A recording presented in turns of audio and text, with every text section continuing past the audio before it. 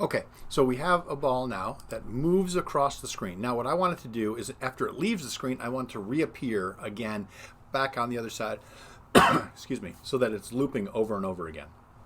So we need to introduce a new concept. So in programming, we have kind of three big ideas. We have sequencing, where everything in the code is done in order. We did a lot of that when we were doing our, up to this point, working only in the setup. We have sequencing. We have iteration, which is what we're doing when we do something over and over again. So the draw function has a built-in iteration, and later on we'll show you some more iteration. And then we have another thing called selection, where certain code will run sometimes, but not other times. So now we need to introduce how we do that in P5.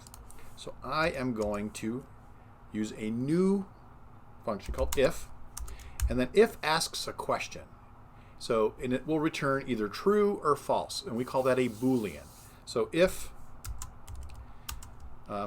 will return true or false, and if it's true, what's going to happen is we have curly braces. I'm going to move this up to the line above it because it makes me feel better. So if will return. All right, there we go.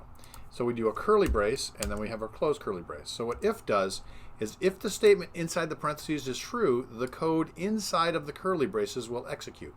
If the statement is false, that code will be ignored. So what I want to do is say if x gets a value bigger than 400. Why 400? Because that's the width of my canvas. Then I want something to happen. So if x gets bigger than 400, I want x to become 0. All right? So what this says, if x gets a value greater than 400, this says x gets 0. So far, so good. So now when I run this, let's see what happens. So we watch it go across the screen, and look at that, it reappeared again. Now you'll notice it looks like, watch it as it gets to the edge of the screen, it's vanishing off that edge of the screen and then reappearing already on the screen. And that's happening because of the fact that x is the center of the ball, right? So let me stop this. And one other thing I want to point out is if I made my canvas now 500 wide, let's see what happens.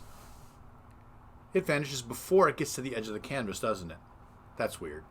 Because right now, over here, the ball would have a value greater than 400. And if it ever gets a value greater than 400, then this code will run. All right? Now, if we want to make it so the ball is all the way off the screen, we would have to do 400, which is the width of our canvas. I'm going to go ahead and put that back to 400, which is the width of our canvas. And then I would want to add the half the width of the ball. Why half the width? Because again, the center point tells us where the ball is, right? So if I say now if x is greater than 400, I'm just going to say plus 8 because, or no, plus 15. Right, so this is the width of our canvas, and this is half the width of our ball. So when I run that, now we'll see it completely leave the screen before it reappears. But look at how it's reappearing on the other side. So it just reappears already half on the screen. So really what I want is I want this to appear half the width of the ball off the screen, which would be negative 15. I can have negative coordinates? Yes, you can. So now when we run it, you'll see we get this nice smooth leaving the screen and then reappearing on the screen. Pretty cool. And again, you don't have to write this way, but I wanted to so that we could see it. Okay? Now, we're going to do one more little secret bonus learning. I have a special variable. So we know I can create variables. So I created the variable x, right? Created the variable x, and that allowed me to then use that for the position of the ellipse, and it allowed me to then change that so I could make the ellipse move. So far, so good. We know there are special variables. We've used mouse x and mouse y before. There's another special variable called width. And width, see how it turned pink? Just like when I type mouse x, it turns pink? Because that's a special variable that has meaning inside of P5. And so what width means is the width of my canvas. So whatever number is here, that's the width of my canvas. So now, as you'll see if I run this, it'll be exactly the same. But what if I change this? Let's say I make this 500 like I had before. Oh, whoa, whoa, whoa. 500, there we go, like I had before. When I run it, it still works. Remember when I had just 400 here instead of width, it didn't work? So that's a special variable. There's another one for the height of the canvas called height, okay, so that you can also use. Anyway, so what I want you to do is get a ball moving across the screen, because our goal for tomorrow will be to get our robot moving across the screen and reappearing. That's our goal for tomorrow.